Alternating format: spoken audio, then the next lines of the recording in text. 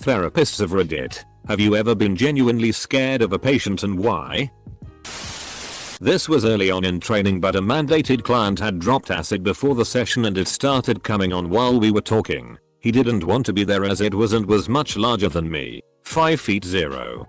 Once he got to threatening me for being the reason everything was wrong with the world, I ended up needing to get up and leave my own office to get a supervisor.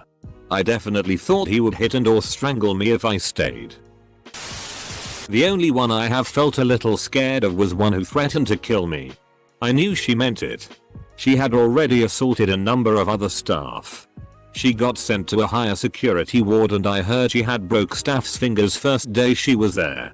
She held staff and other patients hostage in one of our rooms, threatening them but circling the table as if playing with them first. I see violence and aggression regularly and it doesn't faze me, but she did. I would purposely avoid eye contact and look straight ahead, avoiding her, and pretend I wasn't intimidated, as that's what she wanted. When I was in med school, our psychiatry attending told that years ago she dyed her hair red. Few weeks later she had a patient who obsessed with redhead women. Patient was thinking about killing redhead women and then putting their plucked head into boxes. Not a therapist but a school counselor, small young female. I have a student who is 6 feet 4 with emotional behavioral issues. Reading his social history made me cry because of all the shit he's been through. So, of course, I have a soft spot for him. But his anger gets out of control and it can be very scary. He punched a pole right in front of me once and narrowly missed my face. I looked at him in the eyes and sternly said, "Do you realize you almost just punched me in the face?" He snapped out of his rage and apologized profusely. I wanted to hug him and tell him everything was going to be alright. Edit. I messed up the last sentence and rewrote it. In my first semester as a practicum therapist, I had a gentleman client bring a large hunting knife to session one day. He had it in his waistband in the back. He revealed it halfway through our session. He had been referred to our practice for anger issues. Another client, this enormous dude, confessed to punching a sleeping infant in the face and head repeatedly because he had become jealous of it. Then one day he comes into session. He seems more calm than usual. And as we discuss the previous week's session, he tells me about how much he hates his wife. And he had incidentally bought a gun to go deer hunting. We are in SoCal. That was the last session we had before he stopped coming. I still think about that guy a lot. I hope that babe is okay. When in doubt, report. Yes. Enough to quit my job. Had high caseload of suicidal teens. Most were medicated and low risk. But had 2 kiddos who had several suicide attempts prior to me. And while under my watch, I was getting physically ill. Not sleeping well. Constantly worried. I tried to transfer them to a higher level of care, but our company was greedy and didn't want to transfer them and lose those funds. I ended up quitting on the spot for these kids to be given a trauma-focused therapist and get the help they needed. Best decision for both myself and those kids. Yes, and still scared of them. They were very delusional and a heavy addict. They decided our therapeutic engagement was a love story unfolding. Ended with the SWAT team showing up at the office when they showed up with a weapon and lost their shit when I wasn't there. They disappeared for a couple years. They appeared behind me on a bus one day and said, "I saw you with your daughter at your house, she's really pretty." Then gave me my address. They are a known sex offender.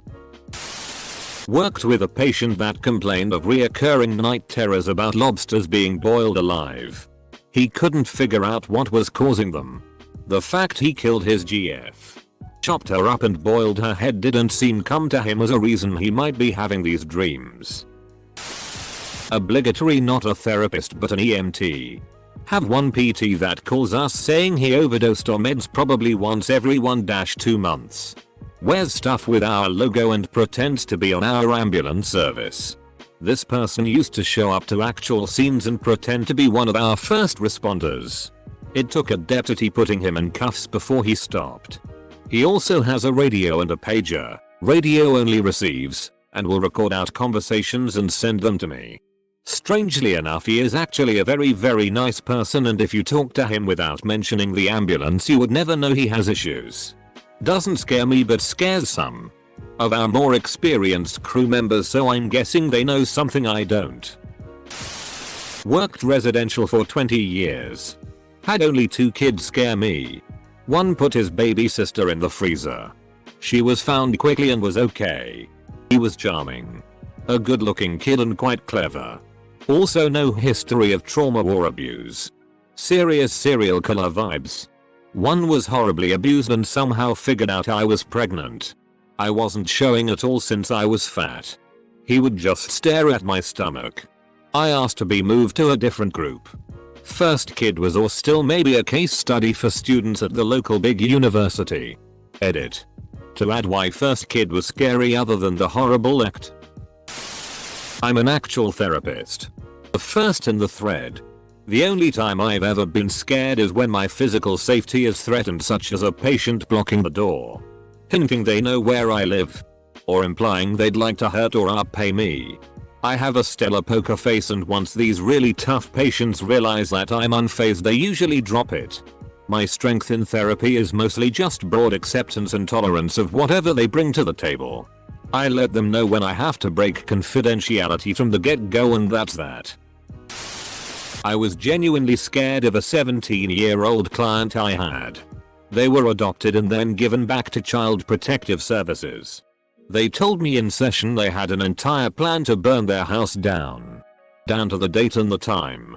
I was terrified. In one of my first clinical placements I had a psychiatrist supervising me who would toss me cases without any meaningful review. One afternoon I went into a room to meet someone for the first time and was told they were anxious. The individual was floridly psychotic and informed me shortly after I walked in that he was scared for himself and others because he was a werewolf and would be transforming that evening. Apparently I did not respond quickly or meaningfully enough, because in almost the next breath he informed me that I was not taking him seriously enough, picked up the office lamp, and threatened to beat me to death with it. Oh hey. I can contribute. I had recently graduated and was working with kids with an array of developmental disabilities. There was one kid who was about 13. And he was a pretty big kid for his age. After a few sessions, it seemed like it wasn't too bad. Common behaviors, while more frequent, were no different than any other kid with a similar diagnosis. That was until I had to wear my knee brace one day. I have a bad knee, and sometimes a brace helps. The next session after, he kicked my bad knee and then tried to choke me. If he tried escaping or aggressing, he always remembered to go for my knee. We continued therapy for a few months, until I had to leave for knee reasons. Apparently I handled it well and the company I was with continued to pair me with known aggressive kiddos. I had to go to the doctor for an unrelated reason. And I had so many cuts and bruises the nurse asked if my husband attacked me. I don't do therapy anymore. I do intake for court-ordered mental health services. Often it's not even the client themselves, it's the parents or spouse of a client who, on learning that they will in fact actually have to work to change a behavior or have some inconvenience placed on them. Jimmy needs to be picked up from school at the end of the day and then be supervised at all times. Guns need to be removed from the home. These people end up throwing a fit in my office or approaching me at a store months later with unknown and hostile intentions to either tell me services didn't work or everything is fine. Gee, I guess we didn't need to do that all along. My uncle is one. And the answer is yes. Therapists aren't like they show in movies where they only deal with insanely complex and tough issues. Most of the people that come see him just have normal problems that most people can relate to. People seek therapy for a whole assortment of issues. So if someone goes to him with violent thoughts, or deeply disturbing issues and ideologies, it shocks him like it would shock the rest of us. They are just trained to handle it better than the rest of us. But deep down their reaction to it is the same. The only client who scared me was one that was nice to me. He was awful to everyone else on the treatment team and would never comply with services until I came along. He always greeted me with a smile and wanted to know what I did in my spare time. Asked personal questions. I lied about my entire life. He would call me to chat about nothing sometimes. I could tell that it was all superficial. However, I would have to text my boss when I arrived at his home and when I was back at my car with the doors locked. When I got pregnant, I begged to be removed from the case. I was doing in-home work during my first internship. I was working with a 16-year-old male diagnosed with schizophrenia. This kid was huge. Like 6'9" and was jacked. He had assaulted 3 police officers that responded to a call about my client choking his mom. He threatened to RP his sister and pulled a knife on her as well. He had threatened to RP several other women. He also assaulted a worker at an inpatient facility. He broke the dude's nose. So my agency sent my ass to work with the kid. I'm 5'1" and weigh like 95 lbs. While working with him, he was pretty heavily sedated from all his meds when I met with him. So this made him slightly less scary. He got up several times during our session and would start pacing. Every time he got up, my heart was racing. He was admitted to a group home, so I only ended up meeting with him twice, but this kid terrified me. I'm not a therapist, but I know someone who once worked at a behavioral hospital. Scariest thing they told me was when a client admitted themselves after blacking out on Ambien. They woke up one morning, covered in blood, and could not find the source.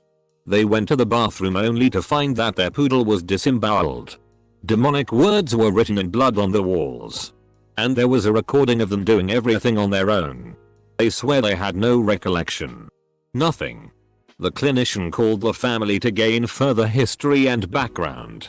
Evidently, that wasn't the person's first time mutilating animals, and this was a pattern.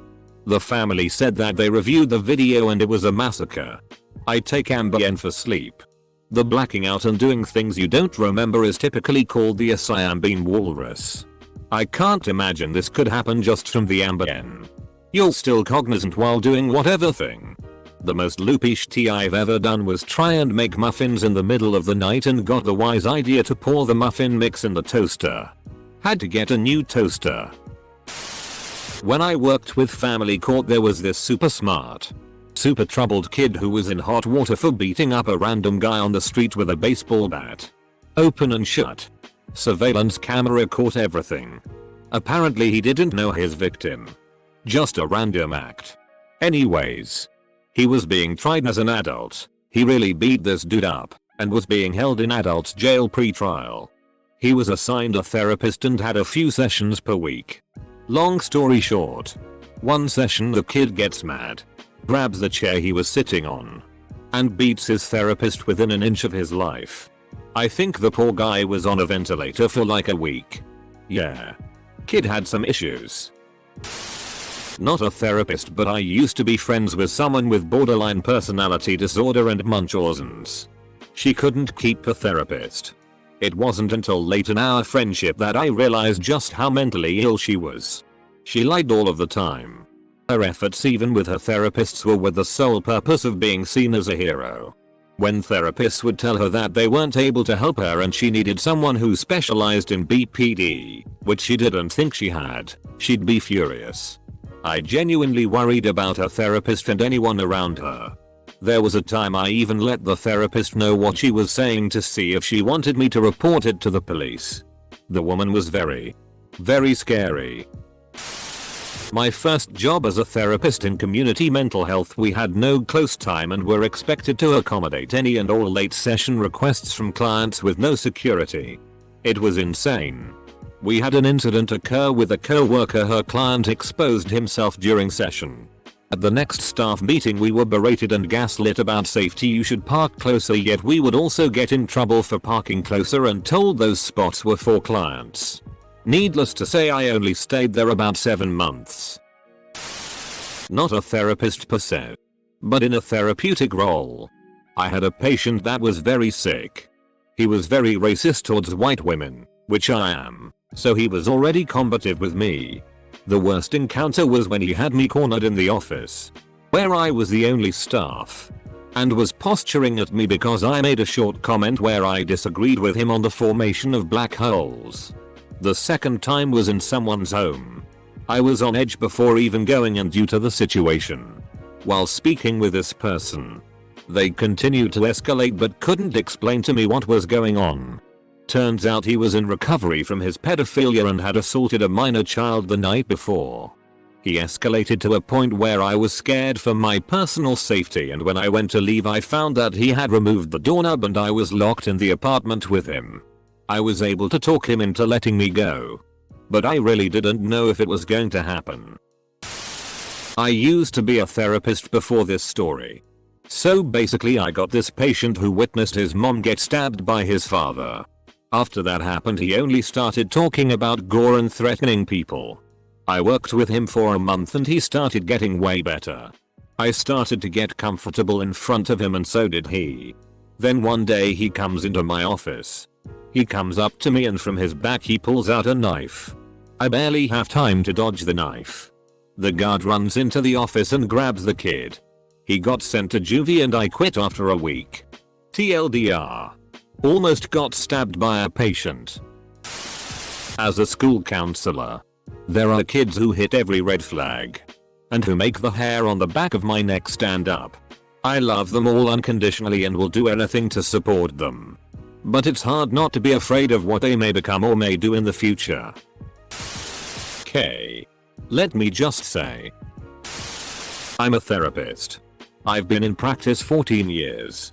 Twice I have had clients threaten to murder me, but I did not actually believe they would do it.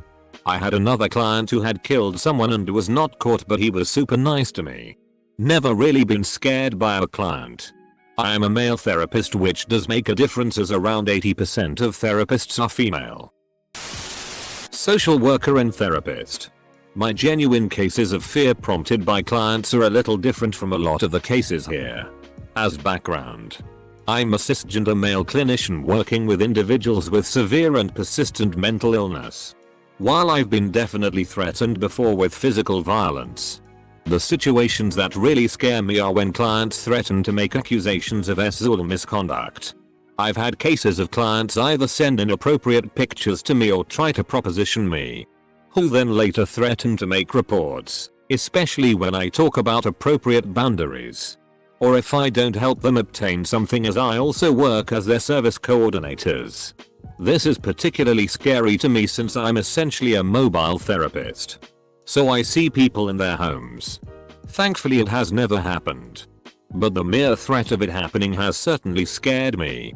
Fortunately I document everything thoroughly and I have a very large treatment team that all are kept aware and also personally know these clients themselves. But that doesn't stop me from worrying about it. Senile old woman in the psych ward was screaming. Went to check in on her and she stared me dead in the eyes. Told me she was God. Every time I see the word therapist I always say it like the SNL skit The Rapist, where Sean Connery is on Jeopardy. I'll take the rapist for $500. I think about Tobias Funke being the world's first analyst therapist. Hacker analrapist. No serious tag. I'm a therapist on my 12th year. I once had a patient referred to my clinic by a colleague of mine who himself was unable to get through to the client. I went through all kinda of methods with him. My therapist ghosted me after cancelling my last 3 sessions with her last minute and no longer responded on her work email or phone. I'm very certain I disturbed her. And needless to say I'm not doing well knowing that my therapist ran from me, gave up on me without explaining why after it took almost a decade to build the courage to seek help. That's f***ing awful and should not have happened. They can lose their license for abandoning patients if you felt the need to report them. Proper procedure is to take to the patient and then refer them to someone who specializes in what you need.